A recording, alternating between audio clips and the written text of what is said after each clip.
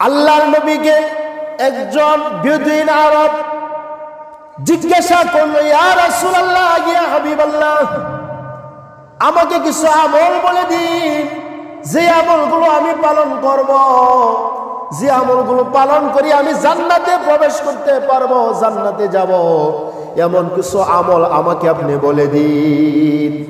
রাসূল বললেন, তুমি আল্লাহর সাথে কাউকে অংশীদার সাব্যস্ত করবে না, আল্লাহর সাথে কাউকে শরীক করবে না, আল্লাহ এক, এটা তুমি মেনে নিতে হবে, স্বীকৃতি প্রদান করতে হবে, এর মধ্যে কারো শরীক করা যাবে না, উপাস্য নেওয়া যাবে না, আল্লাহর সাথে কাউকে অংশীদার সাব্যস্ত করা যাবে না। যদি আপনাকে টুকরা টুকরা করে দেওয়া হয়, অথবা শুলে ছড়িয়ে দেওয়া হয়, অথবা আগুনে ফুরিয়ে দেওয়া হয়, অথবা ফাঁসিতে আপনার গলায় রশি দেওয়া হয়, এরপরেও আল্লাহর সাথে অন্য কারো অংশীদার সাব্যস্ত করা যাবে না। ঈমানের জজবা থাকতে হবে মুসলমানদের ভিতরে। আমাকে এমন কিছু আমল বলে দিন, যে আমলগুলো করার মাধ্যমে আমি জান্নাতে প্রবেশ করতে পারি, আল্লাহর নৈকট্য হাসিল করতে পারি। আল্লাহ রাসূল বললেন, তুমি কি করবা? আল্লাহর সাথে কাউকে অংশীদার সাব্যস্ত করবা না, এরপরে তুমি 5 ওয়াক্ত নামাজ সঠিকভাবে নামাজগুলো যথাসময়ে আদায় করবা। আল্লাহ রাসূল বেদুইন আরবকে বললেন, এরপরে তুমি সামর্থ্যবান যাকাত থাকলে যাকাতগুলো তুমি আদায় করবা, এরপরে রমজান মাসের রোজাগুলো পালন করবা। ওই আরব বেদুইন বলল, আল্লাহর কসম করে বলি, আল্লাহ রাসূল যা আমাকে বলে দিয়েছেন এর থেকে আমি কিছু বাড়াইবও না, কিছু কমাইবও না। আল্লাহ ওই আরব বেদুইনটা চলে যাওয়ার পরে রাসূলুল্লাহ বলেন, যদি তোমরা জান্নাতি মানুষ দেখতে চাও তাহলে ওই মানুষটার দিকে তাকাও। সুবহানাল্লাহ বলেন। রাসূল বলেন, জান্নাতি মানুষ দেখতে চাও, ওই মানুষটার দিকে তাকাও, ওই মানুষটার দিকে লক্ষ্য করো। প্রিয় ভাইরা আমার,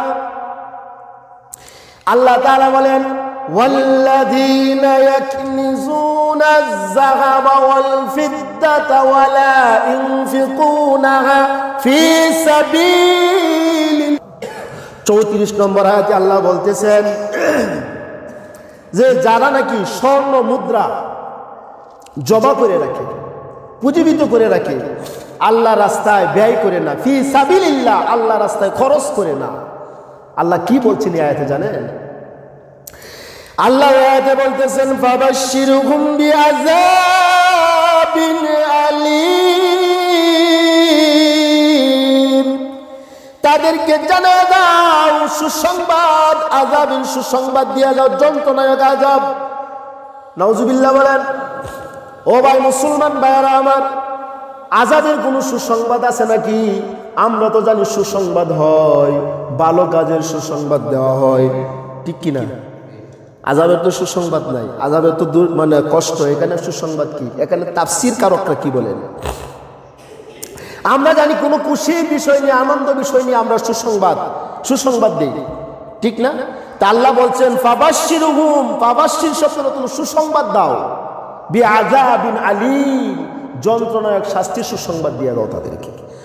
ও ভাইরা আমার, এটা হলো তাফসীর কারক বলেছেন আযাবের তীব্রতা বোঝানোর জন্য, আযাবের শাস্তির একটা তীব্রতা আছে এটা বোঝানোর জন্য। এই জন্যই আল্লাহ বলছেন, ফাবাশশিরহুম বিআযাবিন আলীম, তাদেরকে জাহান্নামের আযাবের সুসংবাদ দিয়ে দাও। ও মুসলমান ভাইরা আমার, এখন চলে আসুন যাকাত দেওয়ার ব্যাপারে। আল্লাহ তাআলা বলেছেন এটা ফরজ, আমভাবে সবার উপর ফরজ না। এইটা হলো ধনবান, এটা হলো মালদার ব্যক্তির উপর, নেশাব পরিমাণ সম্পদের মালিক যারা আছে তাদের উপর যাকাত দেওয়া ফরজ। নেশাব পরিমাণ সম্পদ কতটুকু এটা আমি বলে দিচ্ছি। 7.5 তোলা স্বর্ণ, 52.5 তোলা রূপা, অর্থাৎ 7.5 ভরি স্বর্ণ, 52.5 ভরি হলো রূপা। বর্তমান বাজার অনুযায়ী রূপার দাম ধরতে হবে, স্বর্ণের দাম যদি ধরেন তাহলে তো আপনার গরিবের হক নষ্ট করা হবে, ঠিক কিনা? স্বর্ণের দাম বাড়া না? 7.5 ভরি স্বর্ণের দাম কত লাখ টাকা আসে চিন্তা করছেন? 90,000 টাকা ভরি যদি হিসাব করেন 1 ভরি স্বর্ণের দাম, তা 7.5 ভরি স্বর্ণের দাম আসবে অনেক। এই থেকে গরিবের হক নষ্ট করা হচ্ছে। জাকাত এটা অধিকার গরিবের, আপনার সম্পদের ভিতরে করুণা না, আপনি দয়া দেখাবেন না, এটা আপনার গরিবের অধিকার। আপনার সম্পদের ভিতরে শতকরা 2.5 টাকা হারে জাকাত দিতে হবে।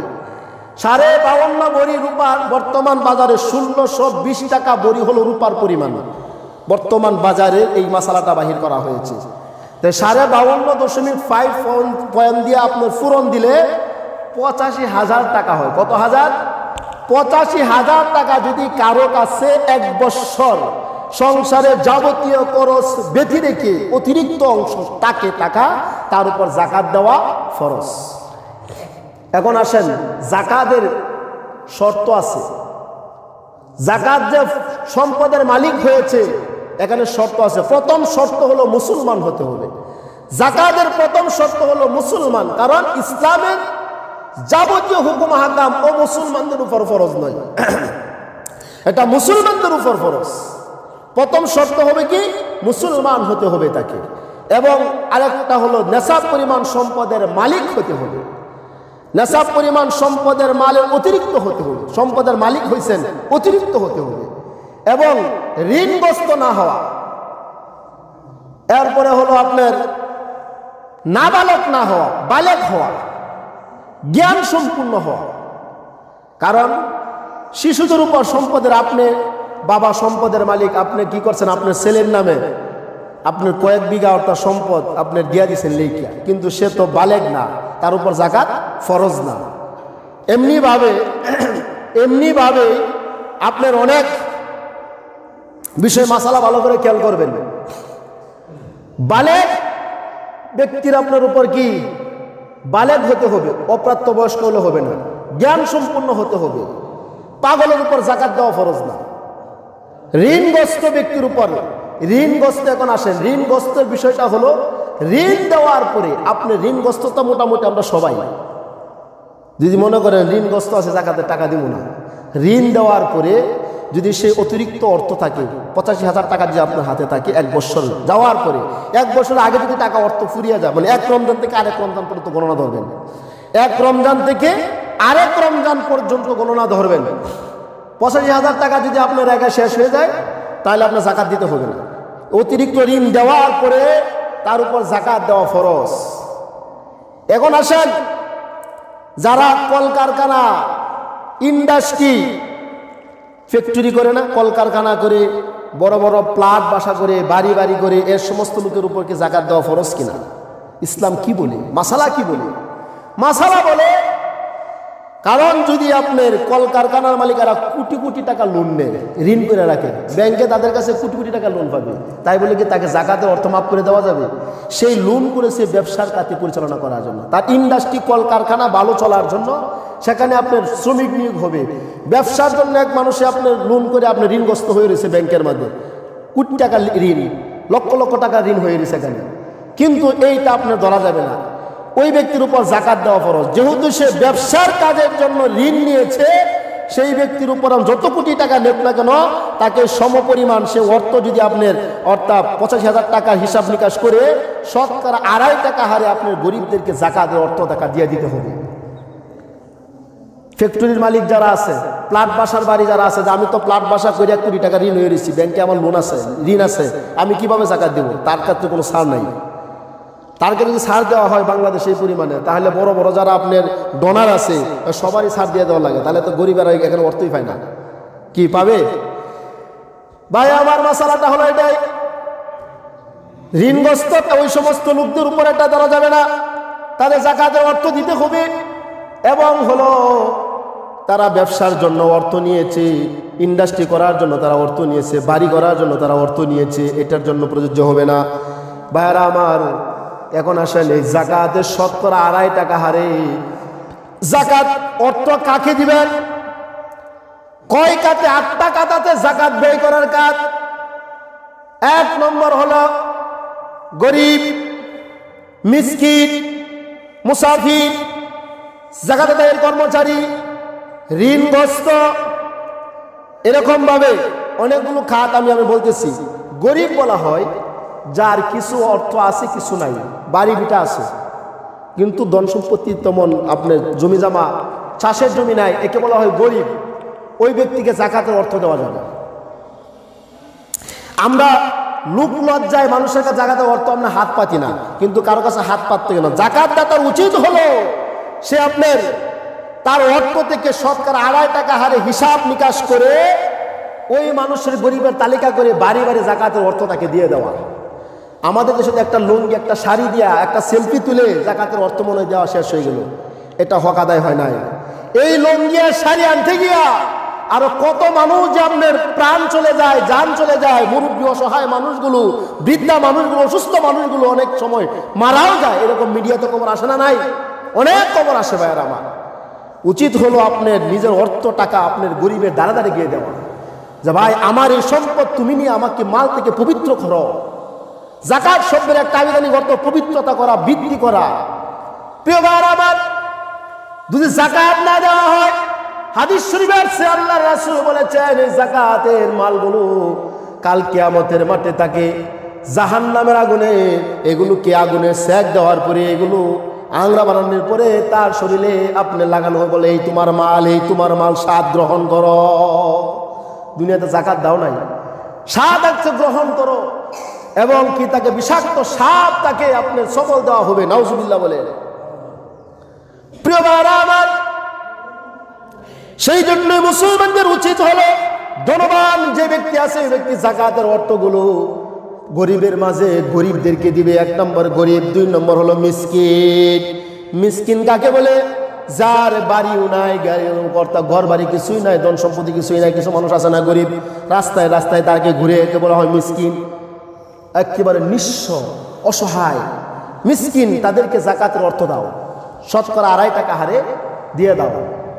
এরপরে দেখ ঋণগ্রস্ত মানুষ, ঋণগ্রস্ত অনেকে আছে, তাকে জাকাতের অর্থ দেওয়ার পরে তার ঋণটাকে মুক্ত করে দাও।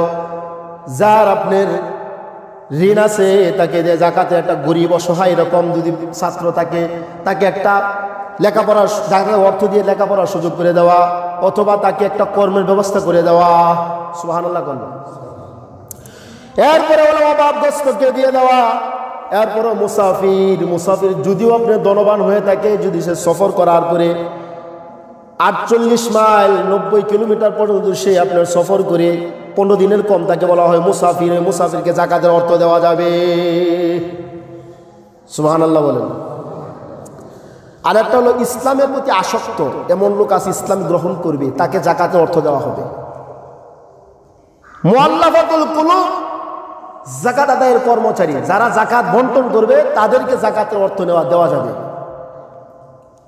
আমাদের বাংলাদেশে তো এই জাকাতের অর্থ দিয়ে ইসলামিক যে রাষ্ট্রগুলো, তাকে জাকাতের অর্থ রাষ্ট্রীয় কোষাগারে জমা করা হয়, সেখান থেকে বন্টন করে দেওয়া হয়। আমার বাংলাদেশের সিস্টেম নেই। ভাইরা আমার, নিজ নিজ দায়িত্বে জাকাতের অর্থগুলো আপনি দিয়ে দিবেন, আপনার সম্পদকে পবিত্র করবেন। হযরত ওমর ইবনে আব্দুল আজিজের সময় এমন অবস্থা হলো, সারা তার শাসন আমলে মানুষ এত স্বচ্ছতা লাভ করেছে, ভাইরা আমার, জাকাত নেওয়ার মতো কোনো গরিব মানুষ খুঁজে পাওয়া যায় না। এক ব্যক্তি কিছু টুপলা নিয়ে, পুটলা নিয়ে সকালবেলা বাইর হয়েছে, মানুষকে কিছু জাকাতের অর্থ দেওয়ার জন্য বাইর হয়েছে। মদিনার এই প্রান্ত থেকে আরেক প্রান্ত পর্যন্ত আপনার ঘোরাঘুরি করলো, কোনো গরিব মানুষ খুঁজে পাইল না। এরপরে সে চিন্তা করলো, সন্ধ্যাবেলা গনিয়ে আসলো। সন্ধ্যাবেলা গনিয়ে আসার পরে সে দেখতে পেল একজন লোক, তার চুলগুলো এলোমেলো, কাপড়গুলো আপনার ময়লা হয়ে গেছে, একটা ফুটলা নিয়ে বসে আছে, বোঝা যায় গরিব মানুষ। গরিব মানুষের অবস্থা যেমন হয়, আমরা অনেক সময় গরিব মানুষ সহজে চিনতে পারি। গরিব মানুষ কিন্তু ভালো পোশাক পরতেও পারে না, ছিঁড়া পাড়া পোশাক পরে, এরপরে আপনার পোশাক পরিষ্কারও থাকে না, নোংরা থাকে, নানান ধরনের, এইগুলো বুঝতে পারি যে মানুষটা গরিব। আমরা চিনতে পারি না, ওই মানুষটা চিনতে পারল সে তো মনে হয় গরিব মানুষ। যাই হোক, সারাটা দিন আমি ভ্রমণ করার পরে, অনেক ঘোরাঘুরি করার পরে কোনো গরিব মানুষ পায় না, একটা গরিব মানুষ পাইলাম, আমি অন্তরটাকে একটা তৃপ্তি লাভ করলাম। সে বলল, আমার তাহলে আমার সিদ্ধান্তটা, আমার চিন্তাটা মনে হয় সাকসেসফুল হয়ে যাবে, তাকে জাকাতের কিছু অর্থ আমি দিতে পারবো। প্রিয় ভাইরা আমার, সেই লোকটা ওই লোকটাকে বলল, ভাই সারাটা দিন ঘোরাঘুরি করার পরে কোনো জাকাতের কোনো গরিব মানুষকে জাকাত দিতে পারে না। এই যে আমার জাকাতের কিছু অর্থ এখানে আছে, টাকা পয়সা আছে, নেন ভাই, আপনি এগুলা নেন, আমাকে আপনি ঋণ মুক্ত করেন, আমার মালকে পবিত্র করে দেন। ওই বেচারা বলে, ভাই তুমি আমার গরিব ভাবছ, আমি সারাটা দিন ঘুরলাম, ঘোরার পরে আমি কোনো গরিব মানুষ পাইলাম না, আমি এখন ক্লান্ত। ওই ফুটলার মধ্যে দেখা যাও এইটি হলো আমার জাকাতের অর্থ। সুবহানাল্লাহ। আমার দেশে হলে কি হইতো জানেন? করে ভাই থুয়ে দাও রাইখে দাও আমার কাছে। আমরা তো অর্থের প্রতি লোভী। হ্যাঁ, 5 টাকা ভইরা থাকলে 10 টাকা রাস্তায় পড়লে এইটা যদি আশেপাশে ডাইন বা ছায়ার দিকে না তাই ফটো বেরোবে, আসে না নাই? এরকম কিছু লোক আছে না? আবার যদি মোটামুটি জানলেওয়ালা লোকে ফায়ালা তা ফতুয়া দিয়ে খায়াও ভালা, ঠিক আছে? এটার হাদিস আছে। ওরে আল্লাহ, সময় তো একেবারে শর্ট। এটার হাদিস আছে, হারানো মাল যদি আপনি হারিয়ে যায়, আমরা বুখারী শরীফে পড়ছি কামিলে, যদি কারো মাল হারিয়ে যায়, হারানোর পরে ওই মালটা আপনি পাইছেন, পাওয়ার পরে 3 দিন ঘোষণা করবেন। কয়দিন? 3 দিন ঘোষণা করবেন মালটা কার, হারানো গেছে একটা এরকম অর্থ বা টাকা অথবা মাল পাওয়া গেছে, উপযুক্ত প্রমাণ যদি দিতে পারে তাহলে আপনি তাকে দিয়ে দিবেন। কেউ প্রমাণ ছাড়া দিয়ে কই যে ভাই হ্যাঁ এটা আমার টাকা বা আমার জিনিস, প্রমাণ দিতে পারছেন। আর যে বড় উপযুক্ত জিনিসের মালিক ওই বেটা পরে গেল, ভাই আমার এটা জিনিস পারেছে, প্রমাণ দিয়েছে, পরে কেউ বিপদে পড়লেন না, ওই ব্যক্তি নিয়ে গেল। এই উপযুক্ত প্রমাণ দিয়ে যদি কেউ নিতে পারে মাল তাহলে দিবেন। 3 দিন ঘোষণা করার পরে যদি আপনার কোনো এটার মালিক না পাওয়া যায়, কি করবেন? আমরা তো করি কি জানেন, টাকা না মসজিদে দিই, এই টাকাটা মসজিদে দিয়া, টাকাটা পাইছস মসজিদে দেওয়া জায়েজ নেই, মসজিদে দেওয়া কি নাই, জায়েজ নাই। আমরা জানি না কোথায় অর্থ দিতে হবে, কোথায় কি দিতে হবে। যাকাতের অর্থ কিন্তু মসজিদে দেওয়া যাবে না, মসজিদ নির্মাণ করা যাবে না, হিসাব নিকাশ আছে। এতিমখানা দেওয়া যাবে, যেখানে আপনার গরিব ছাত্ররা পড়াশোনা করে, এতিম ছাত্ররা পড়া, যেন লিল্লা বোর্ডিং আছে, ওই জায়গায় যাকাতের অর্থ দিতে পারবেন। আমরা অনেক বিষয় জানি না মাসালা, এগুলো আমাদের জানার প্রয়োজন। যাই হোক, যে কথা বলতেছিলাম যে আপনার যে বিষয়টা এখানে বলা হয়েছে যে গরিব মসজিদের আপনার টাকা আমরা দিয়ে দিই অনেক সময়, যেটা মসজিদে দেওয়া হয়, এটা আমরা ছোটবেলা এরকম অনেকে করছি, এখন অনেকে এটা সমাজের রেওয়াজ আছে, জারি আছে না নাই? মসজিদে টাকা দেবে, আল্লাহর ঘর গরিব নাকি? হ্যাঁ, আল্লাহর ঘর গরিব না, এ চিন্তা করেন না। গরিব মানুষকে দেওয়া যেতে পারে, গরিব মানুষকে দিয়ে দিবেন।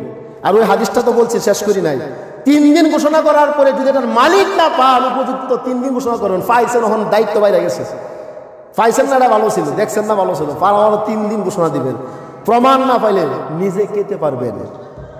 বলেন হুজুর এইটা কি কইলেন আপনি? এটা আমরা হাদিসে পড়ছি বুখারীতে। 3 দিন ঘোষণা করার দেওয়ার পর উপযুক্ত মালিক যদি না পাওয়া যায়, আপনি বক্ষণ করতে পারবেন। কথা কি বুঝতে পারছেন? কিন্তু মসজিদে দিতে পারবেন না। গরিব দিতে পারলে তো আলহামদুলিল্লাহ, খুব ভালো।